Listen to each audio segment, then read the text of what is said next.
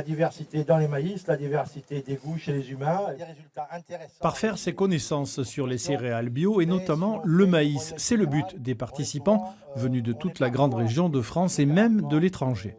Totalement converti au naturel, cet agriculteur cultive de multiples variétés de maïs 100% bio. Il n'y a aucun traitement chimique. C'est vraiment un maïs de terroir parce qu'il va trouver son alimentation dans le terrain, ici, éventuellement dans le compost qu'on a apporté, qu'on fabrique nous-mêmes à partir de notre élevage. Il n'y a pas de désherbant. Zéro désherbant, pas d'irrigation, de bon rendement. Issus de plants du Guatemala, du Brésil ou même créés en France, ces maïs sont tendance. De nombreux maïsiculteurs ont été conquis. De plus en plus, il y a des agriculteurs qui font de l'agriculture chimique, qui se sont rendus compte que ces variétés les intéressaient aussi.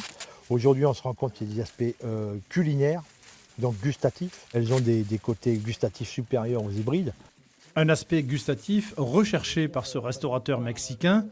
Avec la farine de maïs, Javier cuisinera des tortillas dans son futur restaurant qu'il ouvrira l'année prochaine en Périgord noir. Sur des pieds de maïs, il a même déniché ce curieux parasite comestible. Il s'appelle huitlacoche.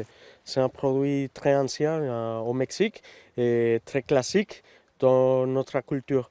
On l'a fait farci avec la tortilla. C'est très cher au Mexique. Ici, vous savez, le huitlacoche à Paris, ça coûte peut-être 10 €, 200 grammes. En Nouvelle-Aquitaine, 7 associations testent ces variétés de semences paysannes. En France, plus de 70 structures 100% bio composent le réseau national.